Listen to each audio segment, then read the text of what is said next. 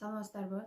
Мындай видео тартуу менин форматым эмес. Негизи мен YouTube каналды ачкан кезде ушул онлайн курсум жөнүндө айтып, жана тил үйрөнгөндөргө кеңеш, жардамымды берүү максатта ачылган болчу. Бирок акыркы событиялардын артынан мен да ушул жөнүндө оюмду айтууну туура көрдүм. Биздин канал негизи орус тилин үйрөнүп жаткан же үйрөнүүнү каалагандар үчүн болгондуктан мен азыр притча, хикая болуп которулат кыргызчага. Ошону орусчасын окуп берип, андан кийин кыргызчага которуп берем. Притча о страхе. Однажды один монах странствовал по белу свету, и однажды ему встретилась чума, которая направлялась в его родной город. Монах спросил: «Куда ты направляешься?»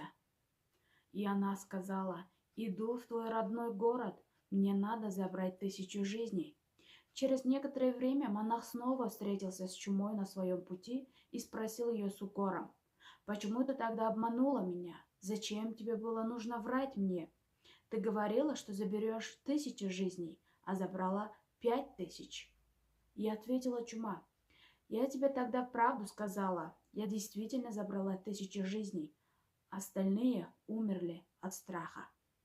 Так, бул жерде монах жана чума дейт. Чума деген бул оорунун аты деп жөнөкөй түшүнсөк болот.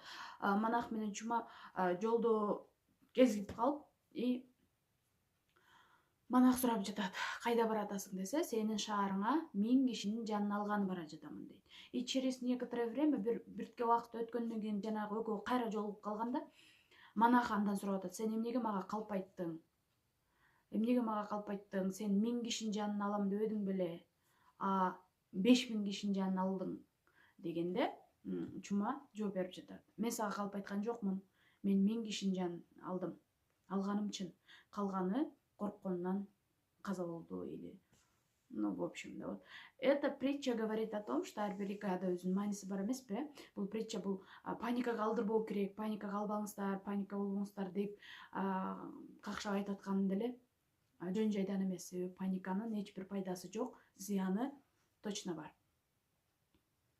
Эми коронавирустун тийгизген таасирлери жөнүндө айта турган болсок, по теории, вот у медали есть две стороны дейт. Медалдын эки тарабы бар дейт. То есть ар бир окуя, ар бир событие, ар бир болгон учур да оң таасири жана терс таасири болот. Дайыма жаман нерсе биздин көзүбүзгө жаман көрүнгөндө деле оң таасири болот. Бизге жакшы көрүнгөндө деле терс таасири болот. Мисалы үчүн, конфет или шоколад бизге жакшы, биз жакшы көрөбүз, бирок анын терс таасири бар, тишке жана канга жана башка. Ушул сыяктуу вирустун терс таасири жөнүндө интернетте толтура информация саат сайын, минут сайын жаңы чыгып турат, кандай болгондугу, эмне болуп жаткандыгы жөнүндө. Бүгүн биз ошол вирустун тийгизген оң таасири жөнүндө сүйлөйбүз. Ооба, оң таасири да бар. Бирок бизге эмес, жаратылышка жана экологияга бул вирус оң таасирин тийгизип жатат.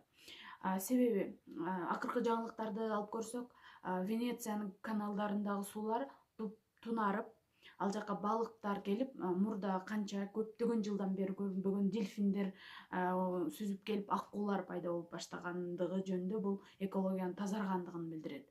Жана кишинин жоктугу, вот туристтердин аздыгынан, вот жаратылыштын экологиянын. Ошондой эле вот карантин жарыяланган шаарлардын абасы 25% тазаргандыгын билдирип, тазаргандыгы жөнүндө айтылып атат. Бул самолеттордун учпагандыгы же аз учкандыгы, ошондой эле транспорт, кишилер сыртка чыкпагандыктан транспорт көп колдонулбай, аба тазаланып атат. Ошондой эле мына жакында Бишкектин сүрөтү чыкты, до после деп, чейин, вируска чейин жана вирустан кийин. Жана былтыр биз күрөшүп аттык беле, смог проблемасы менен күрөшкөн, смог проблемасы жоголду. Бул транспорттор жүрбөй, абаны булгоочу заводдор, таштанды чыгаруучу заводдор иштебей калгандыгынан аба тазарып, экология тазарып, жакшырып, жаратылыш бизден эс алгандай сезилип турган учуру. Бул вирус бизге сабак катары биз жаратылышты булгап, туура эмес колдонуп, ысырап кылып атканыбызды эскерткендей болду. Жана ошондуктан мен бул Кыргызстан жаштары жана деги эле биз баарыбыз zero waste деген кыймылына или агымына десе деле болот, ушул көрүнүштүү жашообузга алып келип баштасак болот. Zero waste деп бул англисче течение болот, англис тилинен алынган, орусча которгондо ноль отходов деп которулат. Жана кыргызчага мындай мааниси боюнча которсок таштандысыз жашоо дегенге деп котормокмун мен мааниси боюнча. Себеби бул агым жөнүндө интернеттен издеп көрүңүздөр. Себеби биз канчалык таштанды таштаган сайын биз экологияны бузабыз. Мисалы бир конфеттин сыртын или какой-то бир таштанды мусорду таштап атканда бизге ой келиши мүмкүн, мен жалгыз мен таштасам эч нерсе болбойт деген ойчу. Мен таштаганымдан деле эч нерсе болбойт деп.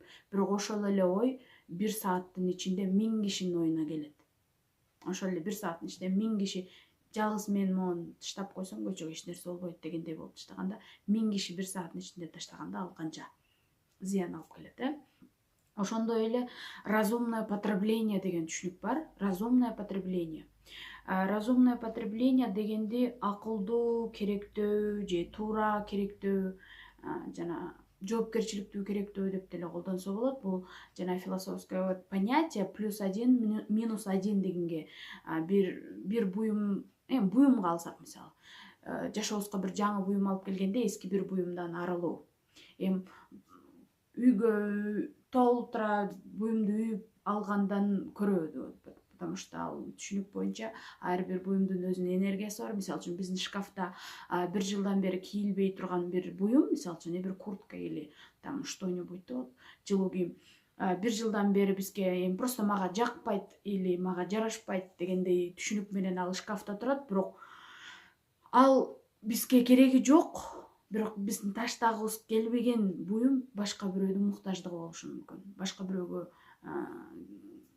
кыштын күндөрүндө жылытып кичине жардам бериши мүмкүн. Ошондуктан жаңы буюм келгенде бир буюмдан арылуу. Бул деген разумное потребление деген ой келди эле буюмду ала берүү эмес, бул азга канааттануу деген мааниге деле барып калат. Так, все, ушуну менен мен сөзүм аягына чыкты дейин.